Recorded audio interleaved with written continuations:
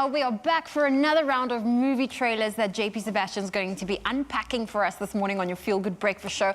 And I feel like there's a bit of a theme when it comes to global warming, climate change, because the next one we're also reviewing is called Tides. Yes, and it's also, I suppose, with the questions that we're having these days of, well, do we solve climate change or do we all go to Mars?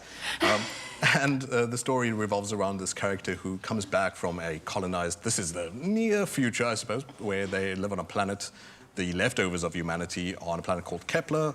Anyway, I'm not a great astronomer, so I couldn't tell you where that is. Nevertheless, comes back to Earth because they find that on the planet that they're on, gravity is such that it sterilizes humans. They can't reproduce anymore. Oh, wow. I suppose that's how it works. That'll be my excuse one day. I'll go live on a mountain. And coming back to Earth, she hopes that she finds answers there, and then realizes that there's still survivors after the planet was inundated. Look at these interesting shots, though. This is a first-time director and had money thrown at him by Roland Emmerich. Roland Emmerich is the dude who people love for his cheesy apocalyptic movies like Independence Day, 2012. Look, he's good at that. This is right up his alley. And clearly notices that he's looking at good young talent here, possibly on the come-up. And what's especially difficult, I suppose, about shooting something like this is, well, your points of reference. There are no mountains in any...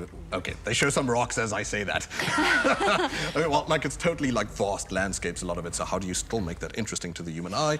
How do they? I've always wondered about that. How do they do that? Do they put like a giant green screen up in a desert and film there, or? With the kind of budget that this movie had, no. It would have to be shot on site that people scouted out for. Usually that takes a month before the shooting starts. And especially for this guy, it's going to be the case that, because he refused to use artificial light. It's all natural light. Oh, wow. Okay. That you're seeing, which is a difficult feat for cinematography. Which is a lot of nighttime shooting for them. If you're watching that, a lot of the images is dark. And to get that right, you can imagine it's quite a feat. Anyway, all that technical hoo-ha aside, it does look like it's interesting enough. Coming back to Earth, this lady finds that the humans have formed some sort of collectivist cult, it seems, because, I don't know, they chant in a very cheesy Cold War propaganda type way, for the many, like they're drones and robots. She goes through re-education. So I'm sure it's going to be cast in terms of its politics, but it could end up being lots of fun just for, you know, who doesn't love apocalyptic movies as we're living in the I know. I just had an image of like what happened at the Capitol in DC go through my mind, like these leading people, up to that. Well, what I described is probably quite the opposite of the Capitol of DC. I don't know if those guys make it. No, they won't. Let's move on to the next movie trailer that you want to unpack called Come True. Come True. Yes, and sci-fi as well, but horror bent to the sci-fi. As you can see, it's not going to be... See, I don't do well with horrors. I feel like people in the cinema always scream at me for screaming. I'm the worst person to watch a horror movie That's just their excuse, don't worry. It's like a weird chain reaction where no one knows who started the thing, but most likely it is Zoe. Especially since you're a people stalker, we know that by now. Like, Not a stalker, I'm a people watcher. Is that on your CV? Is that what you tell the tax man? Is that what you're going to tell the judge one day? You people watch, it's an activity. Tell it to the judge, Zoe Brown, stalker. Come True is another one by a small nobody-type director who looks like they're developing their own interesting little style to things. And it's the story of a young lady who is troubled. She has a sleeping disorder, and she's got a bunch of other drama going on in her life, as teenagers tend to do, and she runs away from home.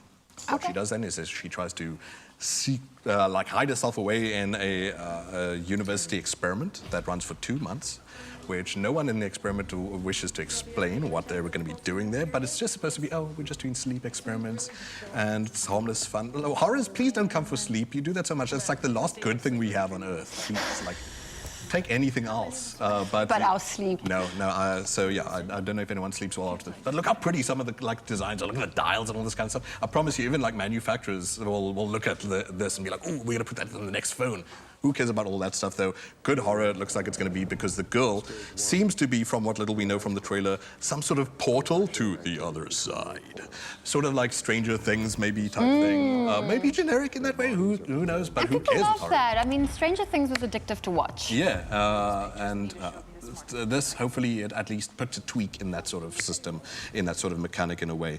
So what she thinks is just like dream visions might be these strange dream demon type things sneaking through to the other side, and that might be what the experiment is exploiting them for. We will find out, but not in SA because there's no date for it just yet. But this type of exciting thing, if we get Annihilation here with Natalie Portman, which it's similar to, if we get Ex Machina, which it's similar to, all these, like, there's so many beautiful, like, niche, almost artisanal horrors that the hipsters love so much, but now they're actually like getting properly scary and not just up their own bums, getting artsy-fartsy. Cool. So looking forward to this one. Come true. Well, you've been bringing some interesting movie trailers for us to review today, so I'm looking forward to seeing which movies we will be reviewing a little bit later in the week. But JP Sebastian, thank you so much. I suspect you'll know before I do, since you stalk people, so. I don't stalk. We only whisper it makes it less scary, sure. People watch.